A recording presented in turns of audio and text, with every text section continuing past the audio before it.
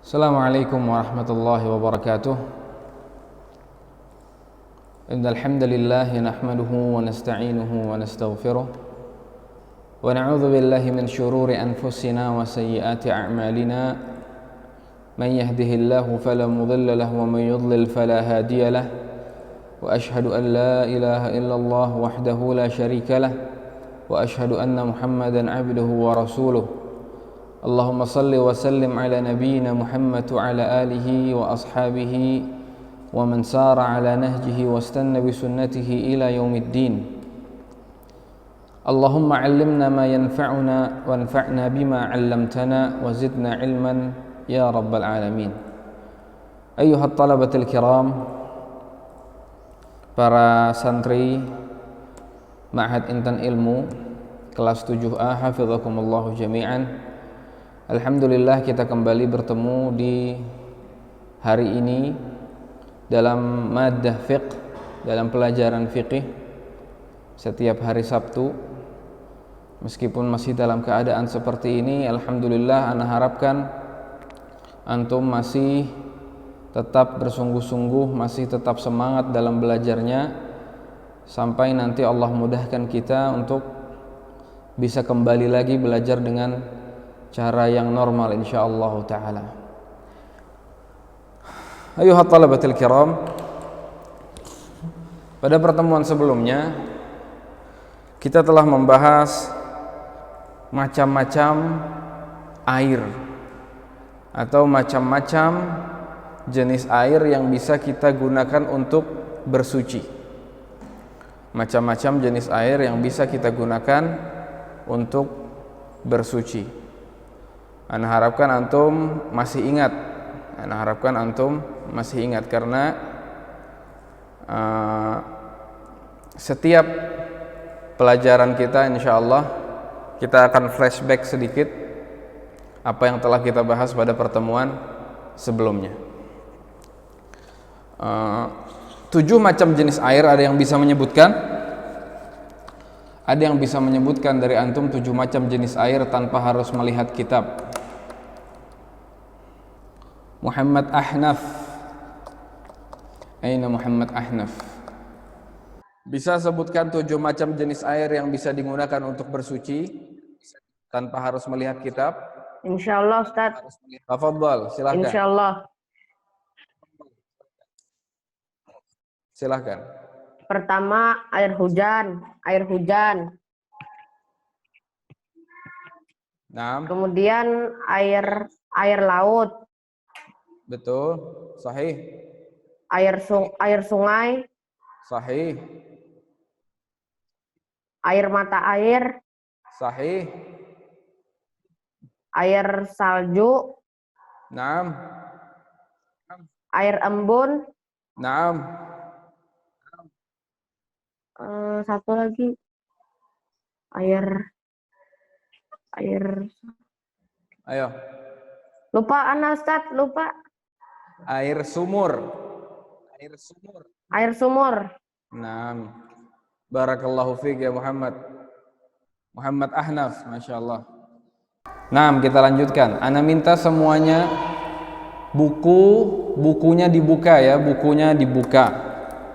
Ketika pelajaran, meskipun kita tidak di kelas, meskipun antum lagi di rumah, ketika pelajaran bukunya tetap dibuka terus. Jangan cuma mendengarkan ustadznya, kan, tetapi bukunya dibuka, pulpennya dipegang, catat apa yang penting. Naam. Taib. Ada 7 macam jenis air yang bisa digunakan untuk bersuci. Sebagaimana yang kita jelaskan kemarin, ada air dari hujan, ada air laut, ada air sungai, ada air sumur, ada air mata air, ada juga air salju, ada juga air embun. Ini 7 macam jenis air yang bisa digunakan untuk bersuci. Kemudian telah kita bahas juga ada 4 macam kedudukan air. Jadi ada 4 macam kedudukan air, bukan jenis air yang bisa digunakan untuk bersuci, tapi ada 4 macam kedudukan air sebagaimana yang tertera dalam kitab. Yang pertama adalah air yang suci lagi mensucikan dan tidak makruh untuk digunakan. Sudah Anda jelaskan kemarin, air yang suci dan mensucikan ini dinamakan air mutlak. Dinamakan air mutlak. Artinya apa air mutlak? Itu adalah air yang tetap pada proses penciptaannya. Air mutlak adalah air yang tetap pada proses penciptaannya, tidak berubah atau tidak terkontaminasi dengan sesuatu apapun. Anda tuliskan. Jadi kalau ada nanti keluar di ujian apa yang dimaksudkan dengan air mutlak? Air mutlak.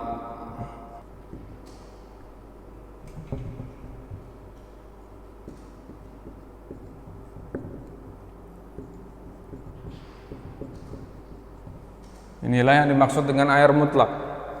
Air yang tetap pada sifat penciptaannya dan tidak tercampur dengan sesuatu apapun. Contohnya 7 macam air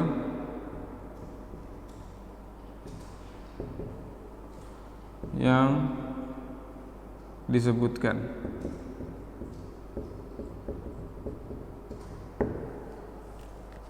Nah, ini contohnya air mutlak adalah 7 macam air yang telah kita sebutkan. Air yang bisa digunakan untuk bersuci, yang 7 macam, itulah yang dimaksudkan dengan air mutlak. Artinya air itu murni, tidak bercampur apapun, maupun yang mencampurinya itu adalah sesuatu yang suci, apalagi yang najis. Nah, ini adalah air mutlak. Airnya suci dan bisa mensucikan dan tidak makruh untuk kita gunakan. Yang kedua adalah airnya suci dan mensucikan, akan tetapi makruh untuk kita gunakan. Contohnya adalah air al-musyammas. Air musyammas. Air suci mensucikan, akan tetapi makruh digunakan. Artinya, contohnya adalah air musyammas. Setelah kita jelaskan, di bawah ada pengertian air musyammas di dalam catatan kaki, yaitu air yang dipanaskan di dalam bejana logam, entah itu besi, tembaga, dan lain sebagainya, dengan memakai panas matahari. Ini makruh untuk digunakan meskipun bersucinya sah. Bersuci dengan air musyammas sah bersucinya, bisa mengangkat hadas, akan tetapi makruh untuk digunakan karena kan kata para ulama, air musyammas bisa menyebabkan penyakit kulit. Jadi makruhnya ini adalah makruh dari segi kesehatan. Makruh dari segi kesehatan. Akan tetapi bersucinya tetap sah. Kemudian yang ketiga yang telah kita jelaskan juga, di antara kedudukan air, ada air yang suci namun tidak mensucikan. Ada air yang suci namun tidak mensucikan. Zatnya suci, akan tetapi dia tidak bisa mengangkat hadas. Zatnya suci, akan tetapi tidak bisa mengangkat hadas. Contohnya apa? Air musta'mal. Contohnya adalah air musta'mal, yaitu air yang bekas kita gunakan untuk bersuci atau orang lain gunakan untuk bersuci, kemudian kita tampung lagi, kita gunakan lagi untuk bersuci. Ini tidak bisa mensucikan menurut mazhab Syafi'iyah. Ada penjelasannya di bawah. Di dalam footnote ada namanya air musta'mal. Di dalam catatan kaki ada air musta'mal. Kemudian di antara air yang suci namun tidak bisa mensucikan adalah air yang berubah karena bercampur dengan benda-benda suci lainnya. Air yang berubah karena bercampur dengan benda-benda suci lainnya. Apa contohnya yang telah kita sebutkan? Air, bisa air susu, ada air teh, atau air kopi, atau air gula, dan lain sebagainya. Meskipun dia dicampuri dengan benda yang suci, akan tetapi dia tidak bisa mensucikan karena dia telah berubah dari kedudukannya yang tadinya air mutlak menjadi air teh, air susu, air kopi, dan lain sebagainya. Ini tidak bisa untuk mengangkat hadas. Kemudian yang terakhir yang kita kemarin terhenti di sini, yaitu adalah ma'un najisun. Yang keempat, tulis yang keempat di halaman 26, air najis, yaitu air yang bercampur benda najis dan jumlahnya tidak sampai 2 qullah. Air yang bercampur dengan najis akan tetapi jumlahnya tidak sampai 2 qullah, atau mencapai 2 qullah namun telah berubah aromanya, berubah rasanya, dan berubah warnanya. Nah, ini adalah yang dimaksudkan dengan air najis. Apa 2 qullah tadi? Disebutkan di sini, ukuran 2 qullah itu kira-kira berjumlah 500 rital Baghdad, bukan liter, akan tetapi 500 rital Baghdad berdasarkan pendapat yang paling benar. Jadi 2 qullah atau 500 rital itu setara dengan 216 liter, 190 liter sampai 216 liter. Atau kalau kita mau mudah mengingatkan berapa 2 qullah, kurang lebih 200 liter. Karena ulama di sini berbeda pendapat dalam menentukan berapa kadar atau banyaknya 2 qullah. Kalau kita ingin gampang memudahkan, 2 qullah kurang lebih 1 qullah kurang lebih 200 2 qullah kurang lebih 200 liter air. 2 qullah kurang lebih 200 liter air. Artinya 1 qullahnya kurang lebih 100 liter air. Nah, inilah yang dimaksudkan dengan air najis. Air najis, ana ulangi lagi, nanti insya Allah ana catatkan di papan tulis. Air najis adalah air yang tercampur dengan zat yang najis, dan air yang tercampur tadi kadarnya tidak sampai 2 qullah. Apabila kadar airnya di atas 2 qullah, maka dia tidak akan menjadi najis kecuali berubah warnanya, berubah baunya, dan berubah rasanya. Bisa dipahami ya?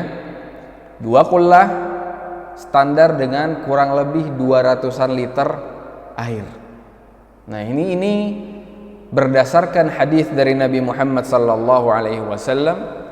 Kata Nabi Muhammad sallallahu alaihi wasallam, "Idza kana al-ma'u qullataini lam yahmilil khabath." Apabila, kata Nabi Muhammad SAW, apabila air telah mencapai 2 qullah, apabila air telah mencapai kadarnya 2 qullah atau kurang lebih 200 liter, lam yahmilil khabath, dia tidak akan terdampak dengan najis, tidak akan berpengaruh dengan najis. Nah, inilah kenapa para ulama menyimpulkan kalau airnya tidak sampai 2 qullah terkena zat yang najis, maka otomatis menjadi najis.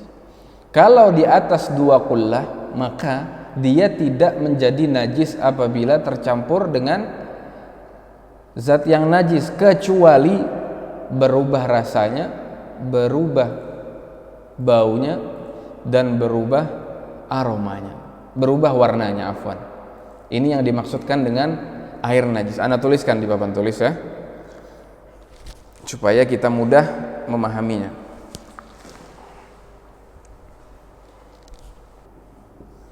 Ma'un najisun.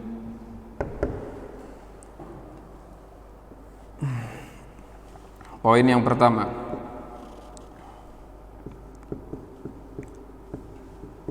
apabila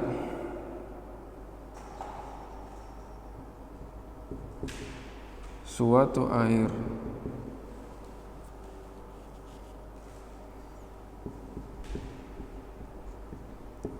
banyaknya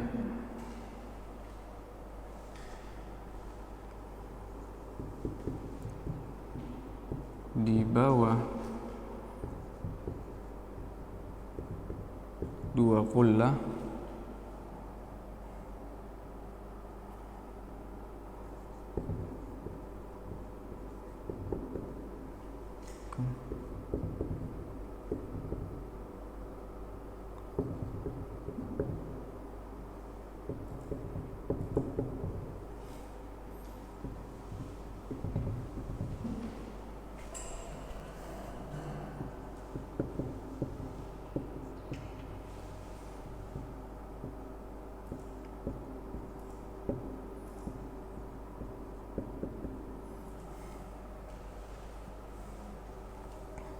Ini yang pertama. Dalam permasalahan air najis, ini poin pertama yang harus kita pahami. Apabila suatu air banyaknya di bawah 2 qullah, kemudian terkena zat yang najis, maka airnya menjadi najis. Kemudian kaidah yang kedua, apabila suatu air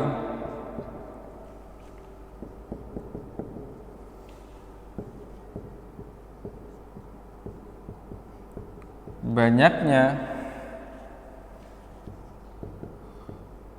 di atas 2 qullah,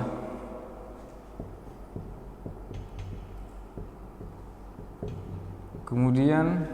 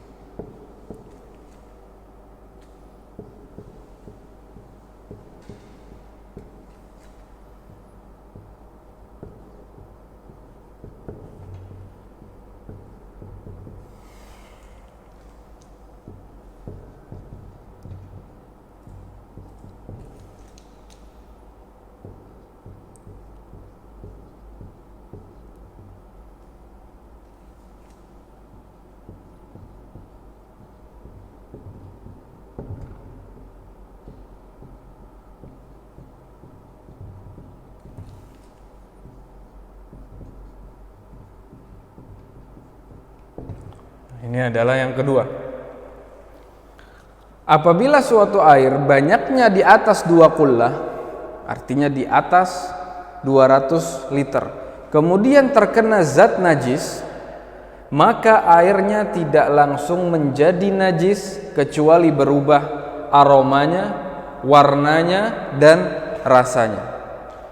Afwan, tulisannya mungkin terlalu bagus, jadi mohon dilihat dengan baik. Jadi ada dua ya, patokan mengukur air itu najis.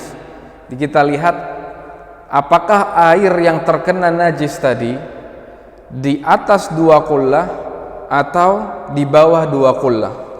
Kita tulis di sini 2 qullah sama dengan kurang lebih 200 liter air. 2 qullah kurang lebih 200 liter air. Jadi kita lihat, apabila airnya sedikit dan kira-kira tidak mencapai 2 qullah, di sini kita hanya memakai perkiraan karena kita tidak bisa mengukur secara detail, mengukur secara rinci berapa kadar air yang ada di hadapan kita misalnya. Jadi kita hanya memakai perkiraan. Apabila suatu air banyaknya di bawah 2 qullah, jadi antum menemukan air misalnya di dalam kamar mandi ada ember kecil. Ada ember kecil, artinya ember kecil tentu tidak sampai 2 qullah, tentu di bawah 200 liter air. Kemudian terkena zat najis, kemudian misalnya antum lagi buang air kecil dan qadarallah kecipratan masuk ke dalam ember tadi yang mana airnya tidak sampai 2 qullah. Terkena zat najis, maka airnya menjadi najis. Maka airnya serta-merta menjadi najis meskipun tidak berubah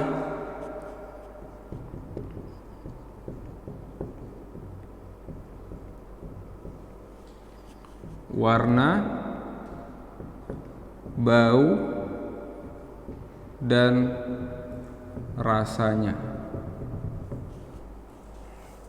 Ember yang kecil tadi, yang tidak sampai 200 liter air, terkena zat najis sedikit, meskipun tidak berubah rasanya, baunya, warnanya, maka air tersebut menjadi najis. Ini yang pertama. Yang kedua, apabila suatu air banyaknya di atas 2 kullah, artinya airnya besar. Antum punya bak mandi yang besar misalnya, yang kira-kira ini banyaknya di atas 2 kullah, di atas 200 liter air. Berapa itu 200 liter banyaknya? Ya pokoknya banyak. Antum bagi aja 1 galon aqua itu berapa liter? 5 liter ya. Galon 19 liter. Nah, kurang lebih sekitar 10 galon mungkin. Kurang lebih banyak airnya, sekitar 10 galon air minum. Apabila suatu air banyaknya di atas 2 kullah, kemudian terkena zat najis, kita ambil contoh tadi percikan air kencing misalnya, maka airnya tidak langsung menjadi najis. Ini kita membahas najis atau kadar najis yang sedikit ya. Kalau misalnya najisnya banyak, otomatis pasti akan mengubah rasa, otomatis pasti akan mengubah warna. Akan tetapi kalau najis yang sedikit, apabila suatu air di atas 2 kullah kemudian terkena najis, maka airnya tadi tidak langsung menjadi najis. Artinya kalau air di atas 2 kullah terkena najis, antum tenang, air tersebut tidak akan menjadi najis kecuali berubah aromanya, warnanya, dan rasanya. Jadi kalau misalnya airnya banyak terkena najis, antum cek dulu, dicek apakah warnanya berubah, dilihat warnanya masih sama saja tidak berubah. Apakah baunya berubah? Baunya juga tidak berubah, masih sama. Dan ketika misalnya kita coba, bagi yang mau mencoba airnya, rasanya juga masih sama, berarti air itu masih suci dan tidak najis. Air itu masih suci dan tidak najis. Ini senada sebagaimana yang disabdakan Nabi Muhammad sallallahu alaihi wasallam. Ana tuliskan dalilnya. Ana tuliskan dalilnya.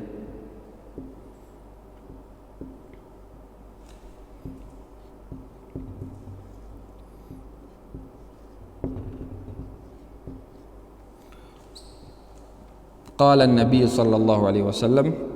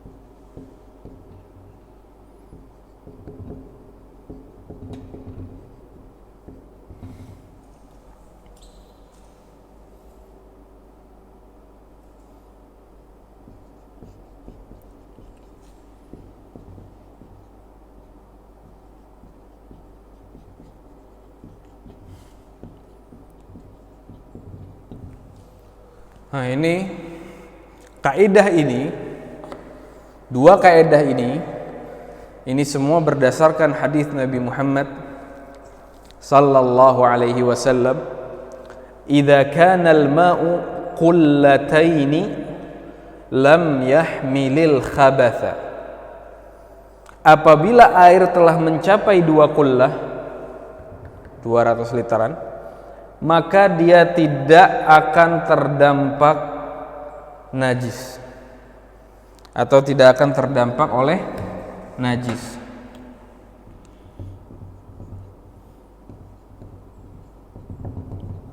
Nah ini, antum perlu diingat-ingat dalilnya. Dari mana lahir kaidah ini?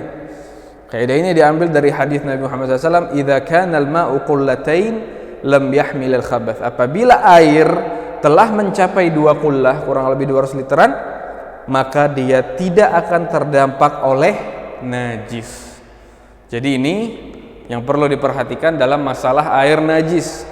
Apabila airnya sedikit terkena najis, otomatis najis. Apabila airnya banyak terkena najis, air banyak di atas 2 qullah terkena najis, tidak serta-merta menjadi najis, akan tetapi dilihat dulu. Apabila berubah warnanya, aromanya, rasanya berubah, maka barulah dia menjadi najis. Kalau tidak berubah, maka dia tidak menjadi najis. Adapun yang sedikit meskipun tidak berubah, dia menjadi najis. Inilah pendapat yang dirajihkan oleh mazhab Syafi'iyah, wallahu alam. Silakan dicatat dalilnya, juga dihafalkan kalau bisa. Dalilnya juga dihafalkan kalau bisa, karena kita insya Allah setiap permasalahan, tidak setiap permasalahan, mungkin beberapa permasalahan yang mungkin ada dalilnya akan kita catatkan, akan kita tuliskan, dan ana minta antum untuk menghafalnya, dan bisa jadi juga nanti keluar di ikhtibar atau ujian. Idza kana al-ma'u qullataini lam yahmilil khabath. Qala an-nabiy sallallahu alaihi wasallam. Nabi Muhammad sallallahu alaihi wasallam bersabda, "Idza kana al-ma'u qullataini lam yahmilil khabath."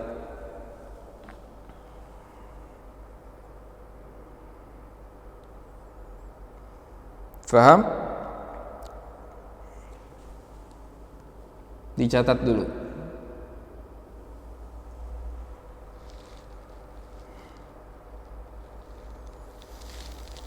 Inilah rincian permasalahan di dalam air najis.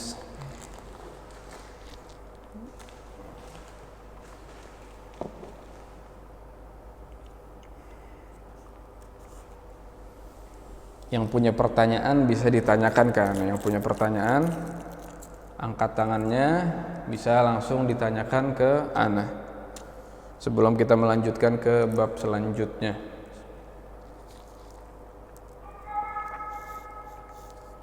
Muhammad Ahnaf. Naam. Ustaz, kalau misalnya kan ember kecil misalnya, Naam. Ustaz, ember kecil kecipratan air kencing misalnya, tapi airnya mengalir, ada kerannya, apakah itu najis, Ustaz? Ember kecil yang terkena air kencing. Naam, tapi pakai keran, ada kerannya, air mengalir. Oh, maksudnya embernya terisi keran terus? Iya, begitu Ustaz. Apakah itu najis jika terkena kencing? Kalau embernya terus diisi keran, otomatis air yang di bawah akan terangkat ke atas. Kalau embernya terus diisi keran, otomatis airnya akan berganti. Dan kalau memang antum yakin embernya sudah terkena najis, dicuci dulu embernya. Jangan dibiarkan airnya terus diisi. Yang lebih aman, antum cuci dulu embernya, baru antum isi lagi airnya. Kalau antum biarkan airnya terus mengalir dan antum yakin, meskipun lama-kelamaan najisnya akan hilang terbawa air yang terus masuk.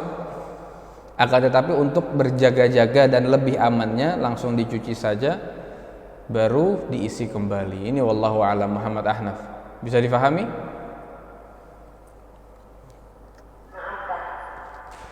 Ada pertanyaan lain, syabab? Sebelum kita melanjutkan bab. Naam, tafadhal. Muhammad Nabil. Jika air sungainya terkena najis, apakah tidak bisa lagi digunakan untuk bersuci? Naam, ulangi.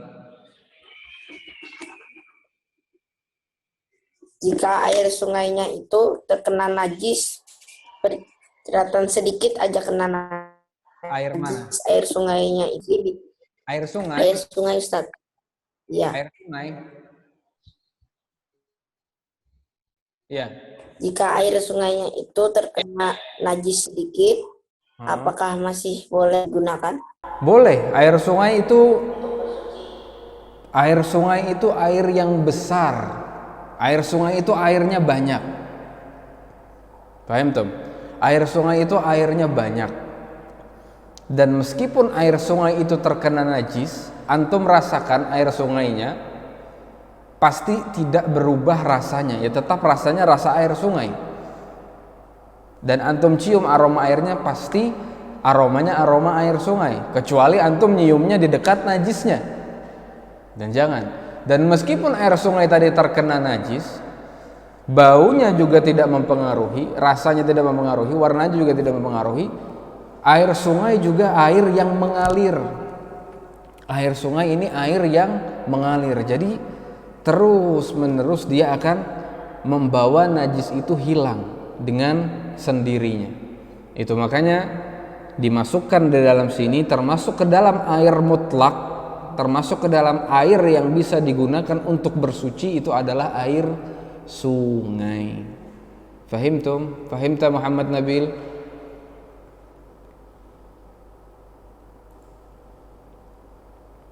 Fahimta ya Muhammad? Naam, barakallahu fiik. Muhammad Abdul Khaliq, laka soal, ada pertanyaan?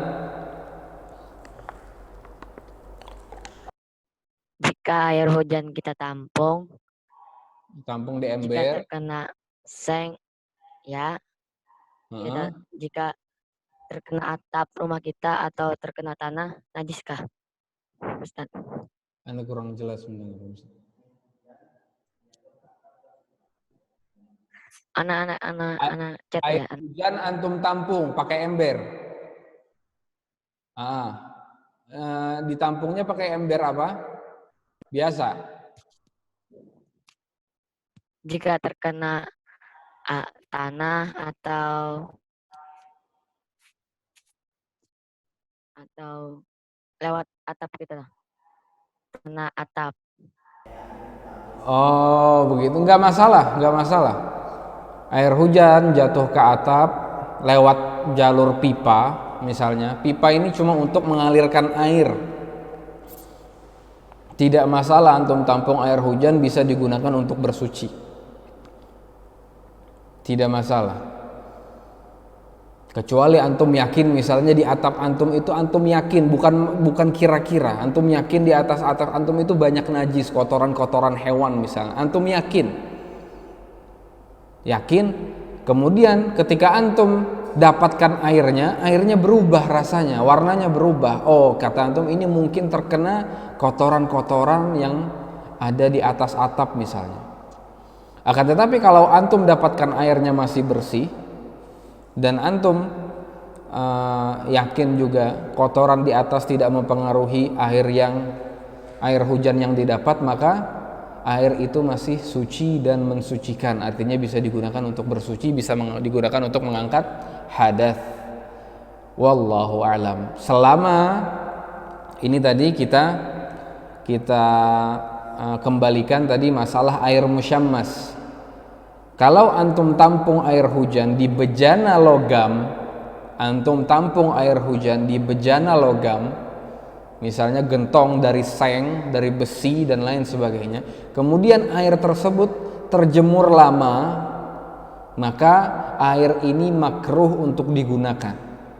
Boleh digunakan bersuci, akan tetapi makruh untuk digunakan. Artinya bersucinya tetap sah, akan tetapi makruh hukumnya kalau di dalam bejana logam. Ingat, pengertian air musyammas adalah air yang diletakkan di dalam bejana dari besi atau logam dan misalnya kemudian dipanaskan dengan panas matahari. Apabila ditampung di bejana logam dan belum disinari dengan sinar matahari, maka tidak menjadi air musyammas, tidak menjadi air yang makruh. Ini wallahu alam. Fahim ta Muhammad Abdul Khaliq?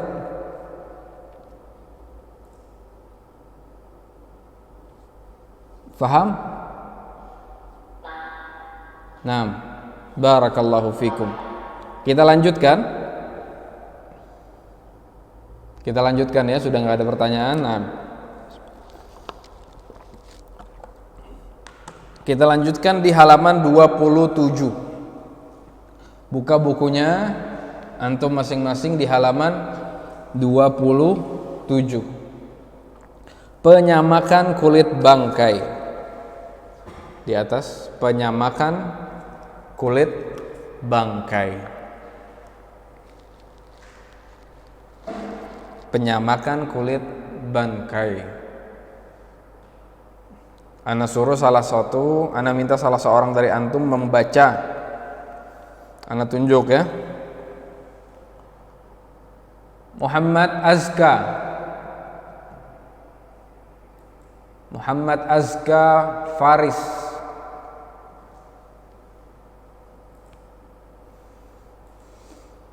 Muhammad Azka Faris.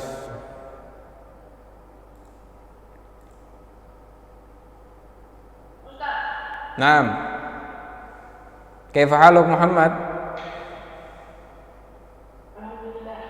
Alhamdulillah. Dibaca Muhammad Azka, bab penyamakan kulit bangkai halaman 27. Dibaca terjemahannya saja.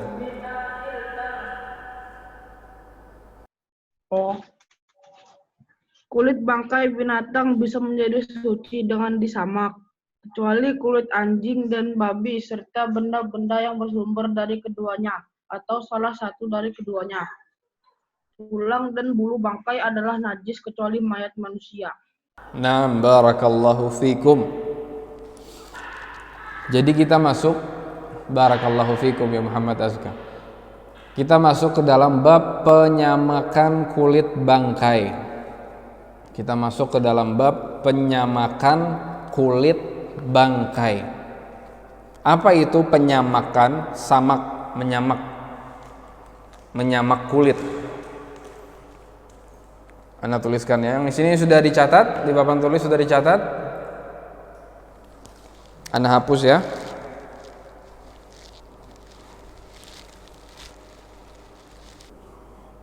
Penyamakan kulit bangkai. Apa itu penyamakan? Menyamak kulit. Artinya adalah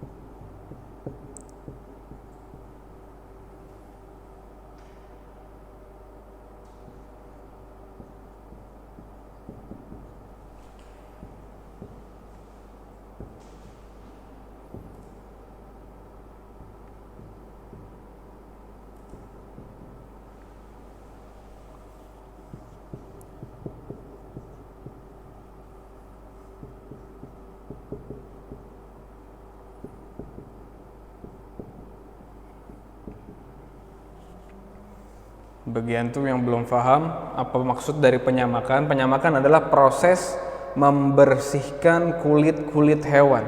Jadi kulit-kulit hewan, kulitnya diambil, dibersihkan dari kotoran dan najis. Dibersihkan dari apa? Dari kotoran dan najis dengan menggunakan cairan-cairan tertentu.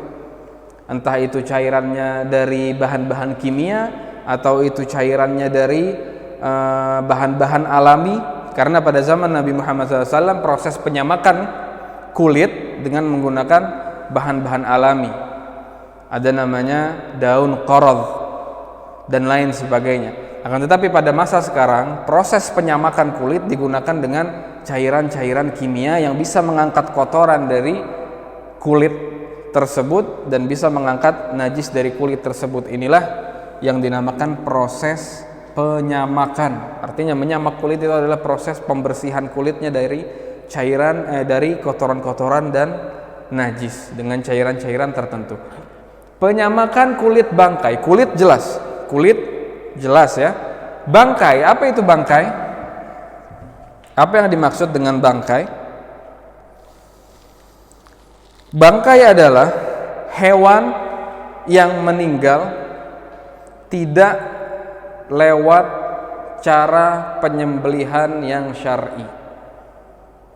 Hewan yang meninggal akan tetapi tidak lewat cara yang syar'i. Artinya hewan tersebut mati ketabrak misalnya, atau hewan tersebut sakit kemudian meninggal. Hewan tersebut misalnya jatuh dari atas rumah atau atas atap, jatuh kemudian meninggal. Maka si mayat ini, mayat hewan tadi hukumnya menjadi bangkai. Apabila hewan tadi melalui proses penyembelihan yang syar'i, maka dia meninggalnya tidak, mayatnya tidak dihukumi jadi bangkai. Anda tuliskan, bangkai adalah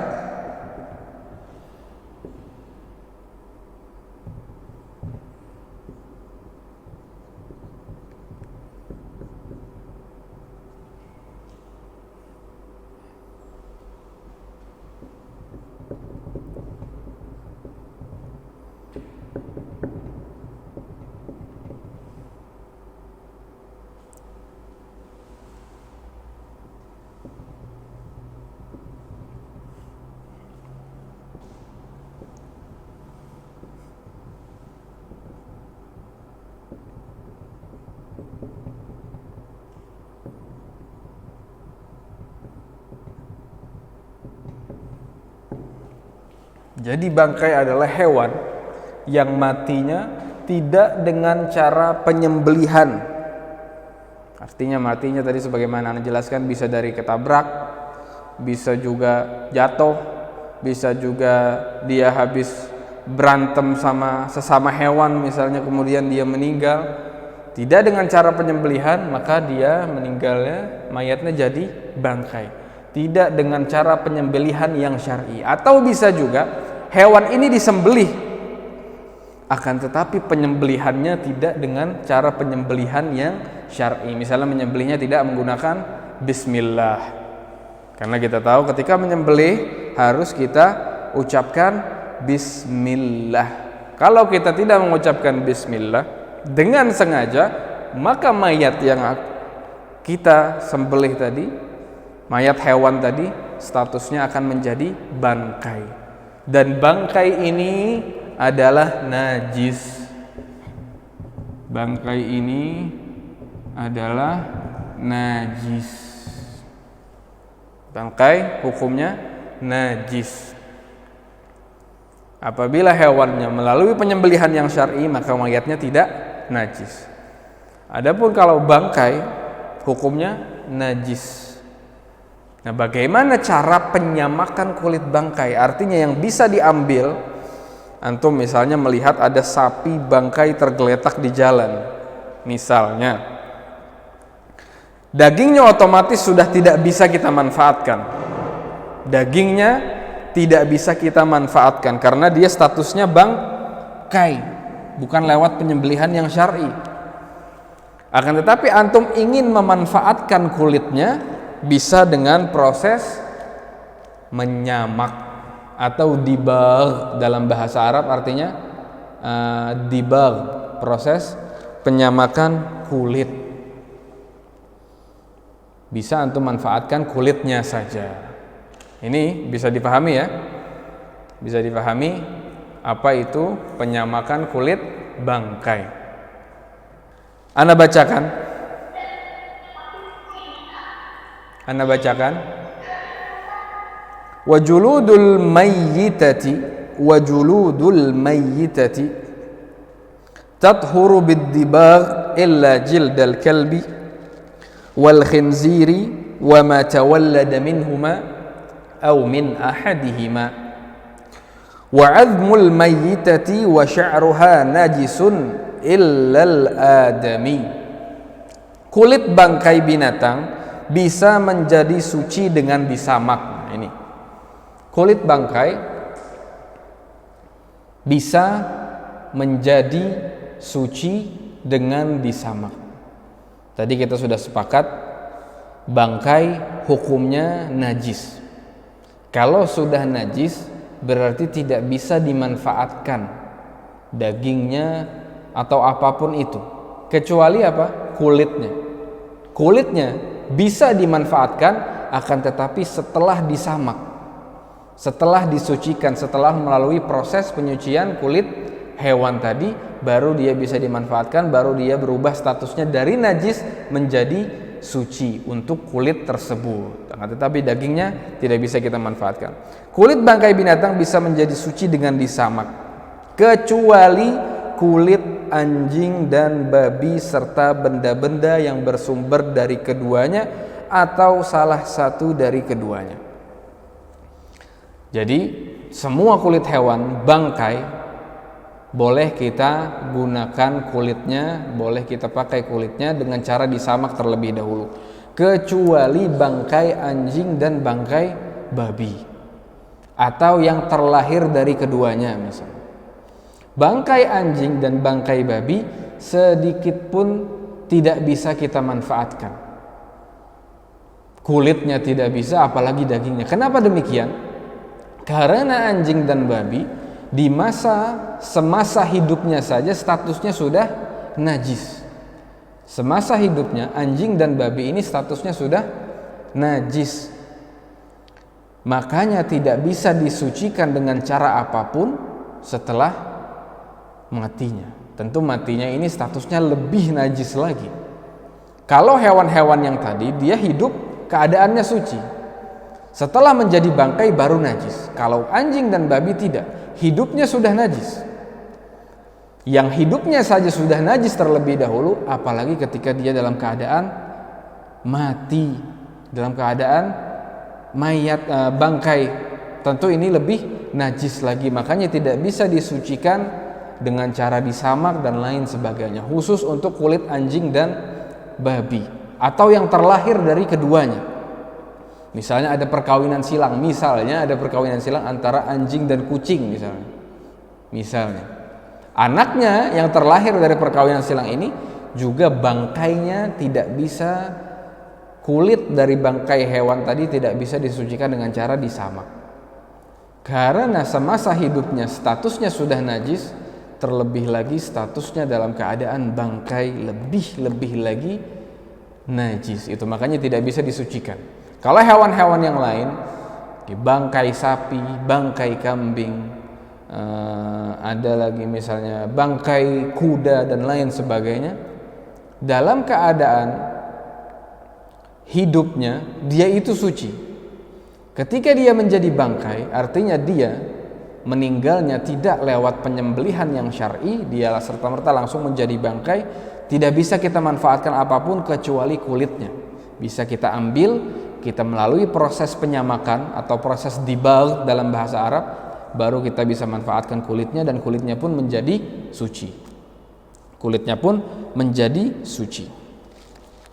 Kemudian di sini wa'adhmul mayyitati wa sya'ruha najisun illal adami. Tulang dan bulu bangkai adalah najis. Jadi bukan cuma kulitnya, tulang dan bulunya juga najis kalau sudah statusnya menjadi bangkai. Kalau sudah statusnya menjadi bangkai, illal adami, kecuali mayat manusia. Mayat manusia tidak bisa kita katakan bangkai. Mayat manusia tidak bisa kita katakan sebagai bangkai, karena manusia adalah makhluk yang dimuliakan oleh Allah Subhanahu wa taala, tidak bisa tidak disamakan dengan hewan dan lain sebagainya. Artinya kalau sudah menjadi hewan, sudah statusnya jadi bangkai, tidak bisa dimanfaatkan dagingnya, tulangnya, bulunya. Yang bisa dimanfaatkan hanya kulitnya melalui proses dibagh, melalui proses penyamakan. Kata Nabi Muhammad SAW dalam sebuah hadis, ayyuma ihabin dubigha faqad tahura. Kulit apa saja yang disamak, kulit bangkai hewan apa saja yang disamak, dubir, ketika disamak faqad tahur, maka dia akan menjadi suci.